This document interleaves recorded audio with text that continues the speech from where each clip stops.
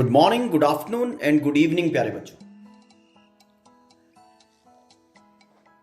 In our previous discussions, we have concentrated in gravitational force, that is, force between masses. Now, we will be understanding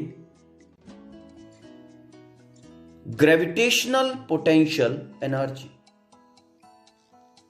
that is, potential energy of mass system.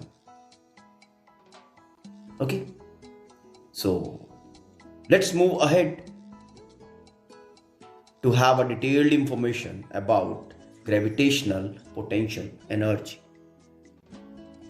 See, the main fact to understand is potential energy. Okay? Potential energy, as already we have discussed, is the degree of instability associated with a system.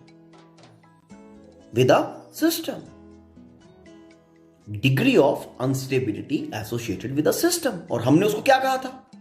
Potential energy. As much is the instability, as much is the potential energy of the system.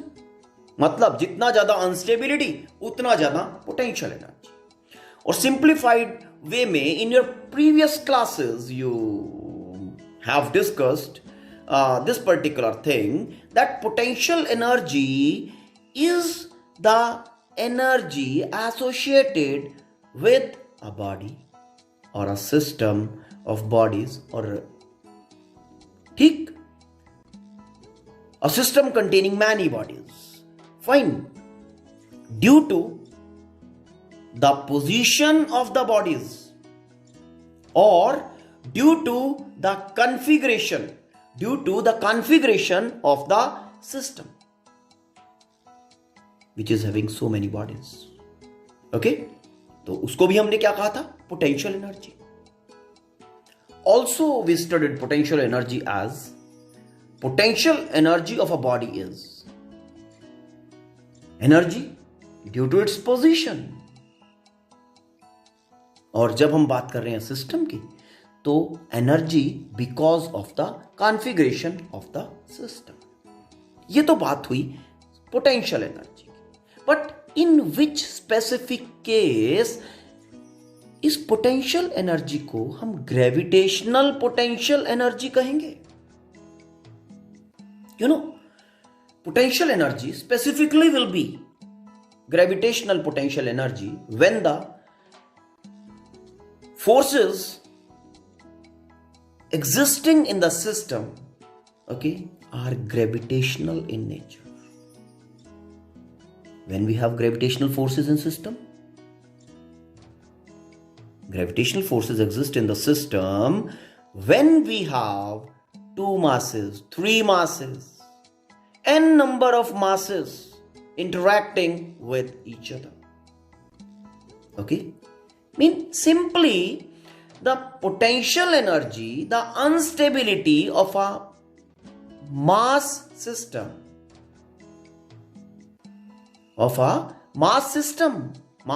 when I am saying, I mean a system containing n bodies, any number of bodies of different masses. Okay, mean potential energy को हम gravitational potential energy कहेंगे. Okay, when we have many masses in the system, और उन masses के बीच में जो force है, okay, that force is gravitational force. Okay, the force acting is gravitational force. Okay, basically हो क्या रहा है? If you know, I am having one mass and at some distance I have another mass. We know this thing कि these both attract each other. Attract करते हैं ना एक दूसरे को. With a force F is equal to G m1 m2 over r square. So when they both are, interacting with each other, applying force on each other, so they both are making each other unstable. ये system of two particles है, तो इस system के पास जितना ज्यादा instability होगा, that instability is potential energy, because that potential energy, that instability is existing in the system because of gravitational force, because of gravitational force. Therefore हम क्या कहेंगे उस पोटेंशियल एनर्जी को? उस पोटेंशियल एनर्जी को हम कहेंगे ग्रेविटेशनल पोटेंशियल एनर्जी। समझे? ओके, नाउ सपोज ये दोनों मासेस इंफिनिटी डिस्टेंस के ऊपर है, क्या दोनों में इंटरेक्शन होगी? क्या दोनों एक दूसरे के ऊपर फोर्स लगाएंगे? सी, आर का वैल्यू इंफिनिटी डाल दो, फोर्स कितना हो जाएगा? 0। There will not be any interaction between m1 and m2। जब दोनों में इनफाइनाइट सेपरेशन है, तब आप क्या कहोगे? Then we will say because there is no interaction between M1 and M2, they both are not influencing each other, तो दोनों एक दूसरे को अनस्टेबल भी नहीं करेंगे। जब दोनों एक दूसरे को अनस्टेबल नहीं करेंगे तो सिस्टम का पोटेंशियल एनर्जी कितना हुआ? 0। The potential energy, the gravitational potential energy of the system will be 0. Mean when we have an isolated mass on which no interaction due to any other mass is there, okay, that time इसका potential energy, single isolated मास का potential energy कितना होगा? 0, क्योंकि कोई interaction नहीं है। या फिर हमारे पास many masses are there, 2 masses or many masses are there, and the separation between each individual mass, okay, with respect to other is infinite। मतलब कोई भी एक दूसरे के फील्ड में नहीं है, all are out of field of each other, out of gravitational field of each other. ठीक है, तो क्या होगा? Every mass will be having 0 potential energy, और जो सिस्टम ऑफ मासेस है उसका potential energy will be 0। Now what you said? When 2 masses interact with each other, तो वो क्या करेंगे? एक दूसरे को अनस्टेबल करेंगे, they will make each other unstable। ठीक है, and the system have potential energy because of this instability। क्योंकि सिस्टम के पास अनस्टेबिलिटी है तो it will be having gravitational potential energy, it will be having a finite value of gravitational potential energy, okay। And when these masses are at infinite distance, okay, when the masses are infinite distance apart, तो आप infinite distance पे हैं तो there will not be any interaction between the masses, there will not be any gravitational force between the masses। अब जब masses के बीच में gravitational force ही नहीं है तो क्या होगा? क्या दोनों मासेस एक दूसरे को अनस्टेबल करेंगे? Answer is no, they will not be making each other unstable. तो जब सिस्टम में अनस्टेबिलिटी है ही नहीं तो potential energy of the system will be 0। Okay, and suppose we have an isolated mass, हमारे पास एक सिंगल मास रखा हुआ है, उसके आसपास till infinity no other mass, no gravitational field is existing. क्या होगा? उस मास के ऊपर कोई और फोर्स लगा? आंसर इज नो, तो उसका इंटरेक्शन कहीं हो ही नहीं रहा है। तो if there is no interaction associated with the mass, तो क्या उसको कोई अनस्टेबल करने वाला है? Answer is no, no, nothing. Okay, कोई भी उसको अनस्टेबल नहीं करेगा, और अगर अनस्टेबल नहीं करेगा तो क्या उसका पोटेंशियल एनर्जी होगा? Answer is no. The potential energy of that isolated mass will be equal to 0। मतलब whenever there is an interaction, only in the scenario the body or the system of masses or a system of particles will be having potential energy। क्यों? क्योंकि interaction होगा तो potential energy होगी, interaction होगा तो instability होगी, instability होगी तो पोटेंशियल एनर्जी होगा सिस्टम के पास।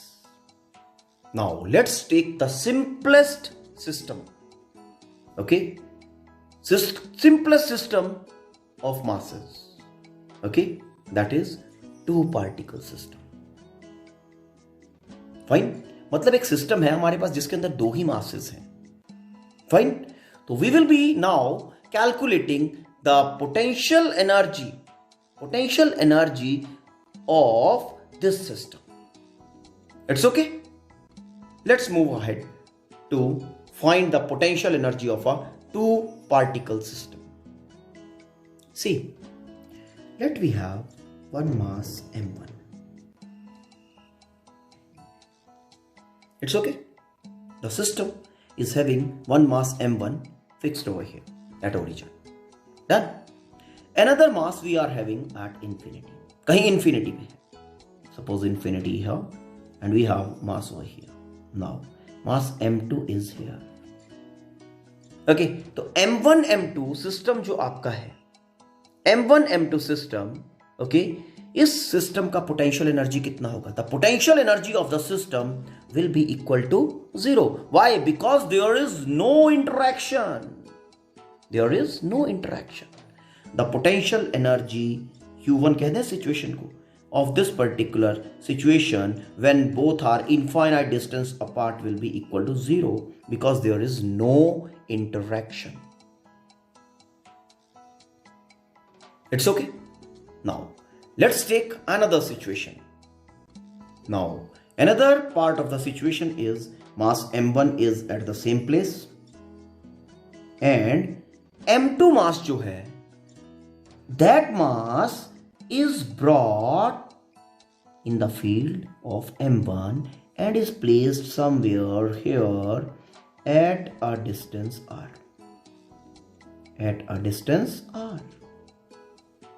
In the field of m1. ठीक. Now दोनों के बीच में फोर्स होगा, gravitational force. Both will be influencing each other. Both will be making each other unstable. So the system will be having finite potential energy. This two particle system will be having finite value of potential energy. U2 will be having some value which is not equal to 0. Okay. Mean when these masses they are at infinite distance, the system is not having any potential energy. And the other situation when these both masses are in the field of each other, okay, then the system have the potential energy. It's okay. Fine. तो अब potential energy किस तरह से calculate करेंगे? Go to work energy theorem now. Work energy theorem. Work, power and energy वाले unit में read किया था ना. What was that? Work done is equal to change in energy. Being specific for this case, I can write change in potential energy. Work done is equal to change in potential energy. It's okay. So change in potential energy mean final energy minus initial energy. Finally हमारा U2 है, okay, some value say U, and initially it is 0. So work done will be able to provide me the potential energy of the system when it is in the final scenario. Infinity के comparison में ये वाला final configuration है इसका, when both are placed at distance apart. Okay, तो जब infinity पे है तो because there is no potential energy, है ना, तो यहां से यहां तक लेके आने के लिए whatever change in potential energy will be taking place, है ना, that will be equal to work done, first thing. And second thing is यहां से यहां तक जितना चेंज इन पोटेंशियल एनर्जी होगा वही पोटेंशियल एनर्जी होगा इस कॉन्फ़िगरेशन का when they both are placed distance are apart. ये आपके सामने है scenario. Okay, U2 is equal to U. Fine. तो जो भी पोटेंशियल एनर्जी यहां तक आने में चेंज होगा, बिकॉज इनिशियली जीरो है, तो that same will be the potential energy at this stage between the masses. Okay, तो work energy theorem I will be utilizing like this to calculate the potential energy of the system. Okay, तो अब इसको potential energy का अगर यहां पे definition की बात करें, चलो पहले. फाइन, तो पोटेंशियल एनर्जी का डेफिनेशन क्या बनेगा? Gravitational potential energy is, now in the given scenario, the gravitational potential energy of any mass at any given position is equal to amount of work done in bringing the mass to given position from infinity. Okay, and when it is moved from infinity to the point, okay, it is moved without acceleration. Without acceleration mean with constant velocity. With constant velocity, या फिर without acceleration, और या फिर keeping the mass always in equilibrium. मतलब ऐसा situation mass के लिए कि it is having net force acting on it equal to zero when it is moved from infinity to the given position. आराम से, ओके, स्लोली इसको read करो, video को पॉज करके कंप्लीट स्टेटमेंट आराम से रीड करो. You need to remember this. Okay, ये डेफिनेशन पूछ लिया जाता है. तो gravitational potential energy of any mass at any given position is equal to amount of work done in bringing the mass to given position from infinity and keeping it always in equilibrium. Matlab, when the mass is coming from infinity to the point, okay, it is moved, okay, without acceleration or with constant velocity. It's okay. Now the same notation, the same thing we will be applying to calculate the potential energy of the system. Now see, let we have a mass m1 at origin, fix. Okay, another mass we have is m2, somewhere at infinity, kahin infinity pe hai m2. Okay, now this mass is to be taken from infinity to this particular point, and this point is in the gravitational field of mass m1. Okay, at a distance r. Mean mass m2 is to be moved to this particular location. Okay, infinity 2 point P कर देते हैं, चलो इसको 2 point P. Okay, so if we want to have potential energy of this system having masses m1 and m2 in this configuration, है ना, तो हमें क्या करना है? यहां when m2 is here, potential energy 0, and जब ये m2 यहां पे आ गया, सिस्टम के पास पोटेंशियल एनर्जी आ गई. तो potential energy of m1 m2 in this configuration will be equal to, यहां से यहां तक जितना चेंज इन पोटेंशियल एनर्जी हुआ, that change in potential energy is brought by work done. मतलब यहां से यहां तक लाने में जितना वर्क डन हुआ, that work will be stored with this particular body, with this particular system as potential energy of the system. It's okay. Let's move ahead to calculate. See, to calculate work done, okay, हमने क्या किया, कहां से we are starting? Let the body has reached somewhere here. Okay, somewhere here. The distance of this point से J, इस point का distance from M1 is X. Okay, तो when m2 will be at J, तो force कितना लगेगा? The force acting on mass m2 when it is at J. तो when it is at J तो force कितना बनेगा, F is equal to G M1, क्योंकि field तो M1 का ही है ना, M1 ही उसके ऊपर फोर्स लगाएगा। M1 M2 का सेपरेशन इज X, तो X स्क्वायर along M1 इसको अट्रैक्ट करने वाला है, यस और नो, तो this it's okay, let this is point P, तो JP along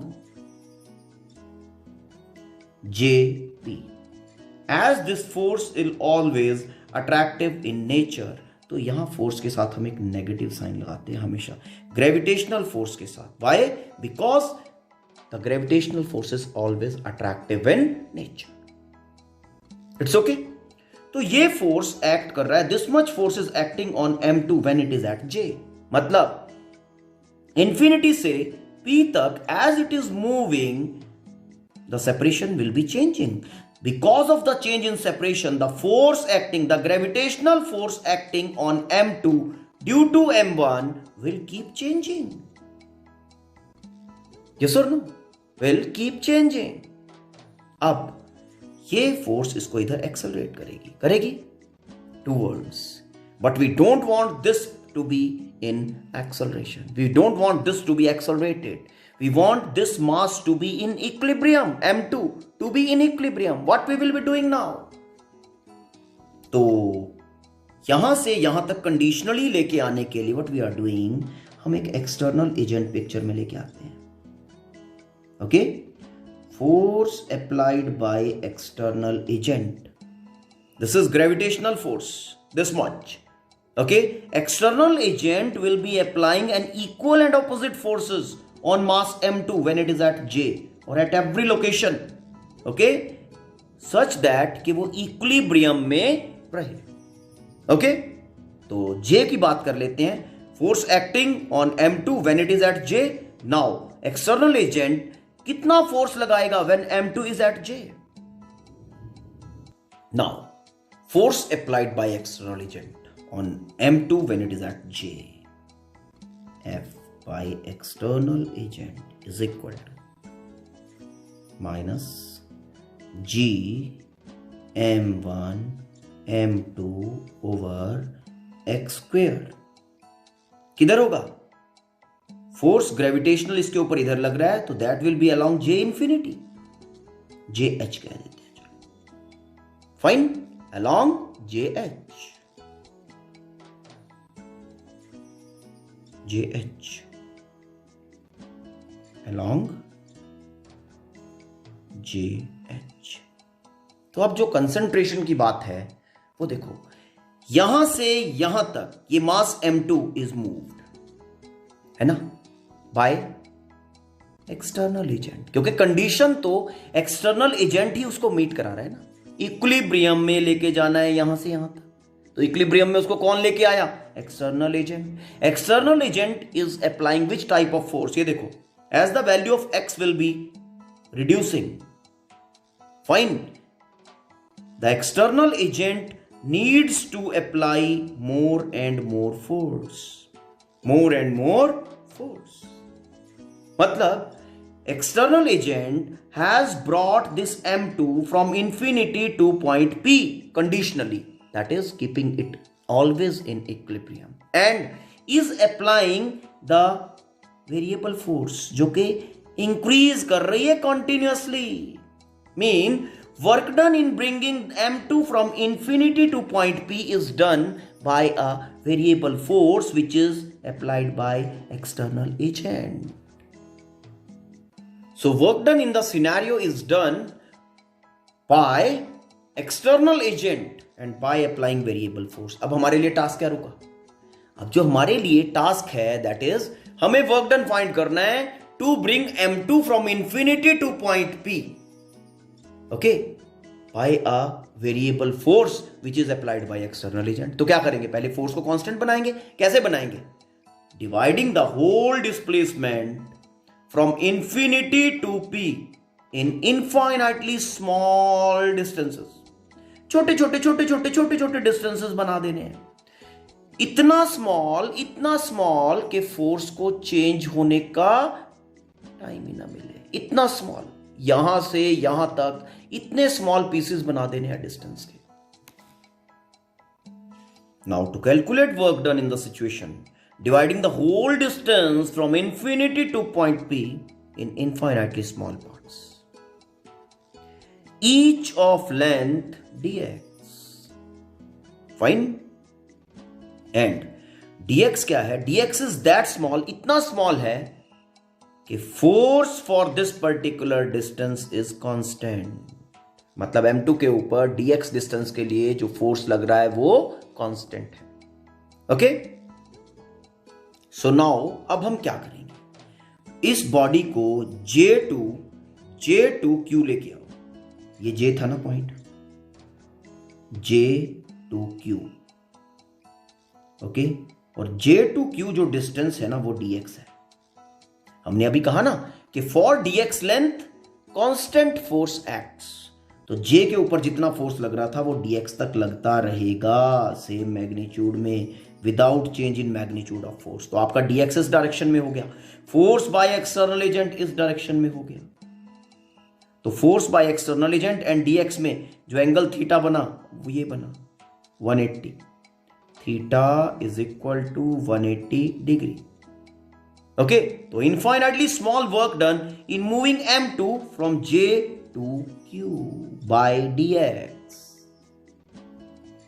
So work done in moving m2 from J to Q dw is equal to force performing the work done, that is force by external agent dot displacement dx. अब force by external agent and dx में angle कितना है 180 degree, तो force by external agent dx and cos of 180 degree, ये अपना dw small amount of work done बन गया है। वैल्यूज प्लेस कर रहा हूं सबकी। Force by external agent already हम फाइंड कर चुके हैं, g माइनस साइन के साथ m1 m2 over x square dx and cos 180 is -1। It's okay. So now small amount of work done dw is equal to, this is negative got positive, g m1 m2 over x square into dx. This is small amount of work done in moving m2 from J to Q by dx. Now for total work done to take m2 from infinity to point P, ठीक है, क्या करेंगे, integration करेंगे। Integration is to be done with respect to distance. अब इस point का जो infinity है, इस पॉइंट का डिस्टेंस m1 से कितना है, इंफिनिटी, यस, ओके, और p का डिस्टेंस m1 से कितना है, r।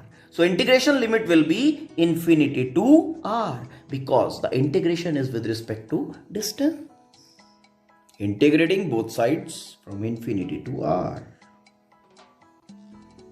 ओके, डिस्टेंस का लिमिट यहां पे आएगा, g m1 m2 over x square dx infinity to r। g m1 m2 constant, तो x -2 बन गया ऊपर जाके, g m1 m2 बाहर outside because they are constant, infinity to r। Integration कर दिया वर्क डन का, w बना दिया। अब इसका इंटीग्रेशन सॉल्व करते हैं। g m1 m2 x to the power n, तो x to the power n, n is -2 plus 1, n plus 1 over n plus 1, and that is from infinity to r. It's okay. तो अब इसको further open कर रहा हूं, g m1 m2 -2 plus 1 -1, ये -1 denominator से मैंने यहां लगा दिया। दिस इज x -1, x -1 को मैंने लिख दिया 1 by x, infinity to r. Now applying limits. See, applying limits we get work done is equal to minus g m1 m2 upper limit 1 by r, x का अपर value बन गया r, 1 by r minus lower 1 by infinity. 1 by infinity is equal to 0 Therefore, we are getting work done is equal to minus G M1 M2 over R.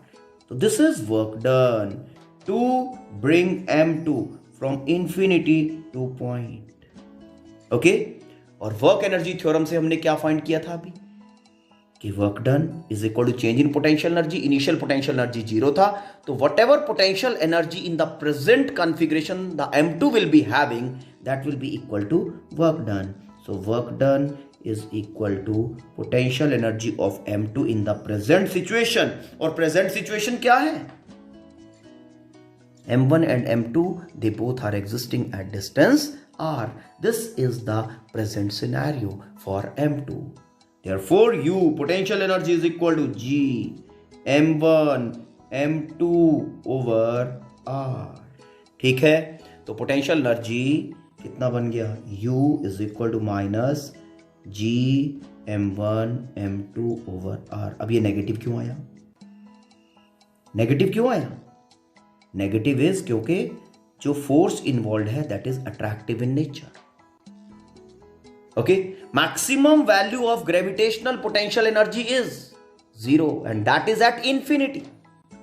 जैसे जैसे जैसे जैसे जैसे जैसे ये मास इंफिनिटी से पॉइंट की तरफ आ रहा है, ओके, तो सिस्टम क्या करता है? System what ever energy is having उस एनर्जी को यूज करके वर्क परफॉर्म करता है, जिसके कारण उसका एनर्जी रिडक्शन होता रहता है. एनर्जी जब 0 था इंफिनिटी पे, वहां से रिड्यूस हो रहा है तो नेगेटिव रहेगा ना, नेगेटिव रहेगा ना, नेगेटिव रहेगा ना, नेगेटिव रहेगा ना. ओके, तो समझ में आया? ठीक है, तो this is gravitational potential energy of a 2 particle system. Fine. तो in our next video we will be knowing about अगर सिस्टम में मेरे पास 4, 5 या 6 मासेस हैं, ओके, तो how to utilize this relation to find the potential energy of this particular system. Okay, ठीक है, तो किस तरह से हम करेंगे वो हम नेक्स्ट वीडियो में वॉच करेंगे. Till then you understand this particular thing. Okay, understand the facts behind. Okay, go through all the content which is given there in book. Okay, because without reading, it's not possible. It's not possible to have or understand the concept. Okay, so if you find any kind of confusion, let me know about it. Thank you. Have a nice time.